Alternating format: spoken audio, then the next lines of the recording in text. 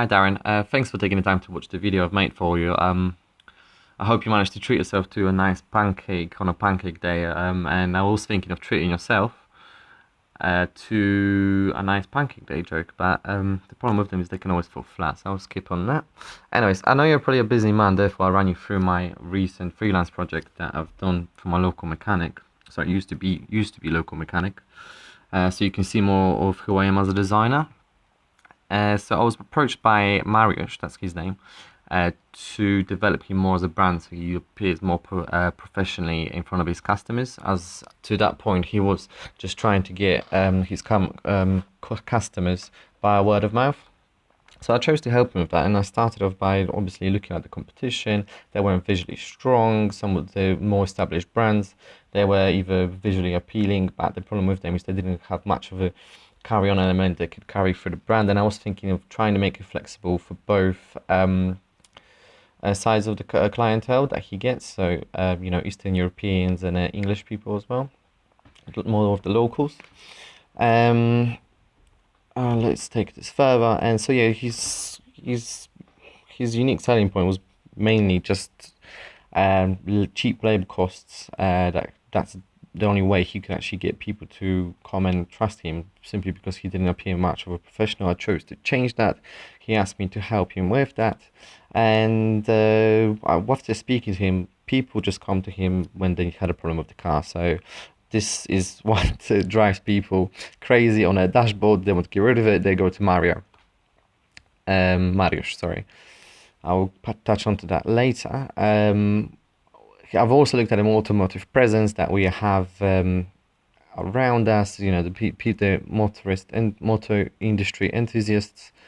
There's a lot of orange, as you can see, so I chose to stick with the orange color that would go with its brand. And as I was developing, I was asking myself, what should the logo communicate? What should people assimilate it with? So, as I was pointing out earlier, there was little icons, it's the spanner that usually fixes it. That's what the item we assimilate with fixing a car. And after a few drawings, trying to get everything as neat as possible using a grid, I've came up with a logo that uses the dual lines that we see, and it also links up dual elements. So playfulness of that is you can stretch it, you can add different items, you can do sub brands with that. It's actually quite nice to play with. You can, with a 2:1 ratio, you can put something underneath, which is the mechanic Mariusz, where it was at first.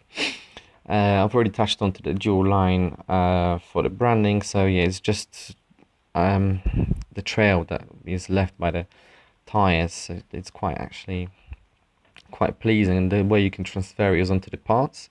So from the left we've got turbocharger, then the spring, then the calipers, the battery. We can transfer it onto the tire tread whilst you're coming up onto the ramp. You could get it customized onto his professional vehicles. On the right is actually his car. That's the only picture I had, but I thought it would be quite nice to show him personally what he could have whilst he's driving around, promote himself without having a lot of stickers all around his car. First idea of the business cards, and problem he had at the beginning, he didn't really had a website, so he just had a phone number. That's how he used to get his customers. Example of a shirt, an example of further branding that we can apply to his garments, example of an invoice he could have if he wanted, service requirements, the stamps. So I was showing him all of those items, and he actually quite liked it. He wanted me to go ahead and try and develop it with him further. So we've started off by changing the name slightly. It's much easier for people to say Mario, as he has noticed, rather than Mariusz. So we changed that slightly, changed his name to Mario, so it's easier for people to pronounce. Then he really wanted me to keep the services that he provides on his business card, and also have a way we can contact him. So I designed really nice, simple business cards for him, so he has everything that he wants on it. On the website elements, I have also designed for him a really important item, which is basically the map.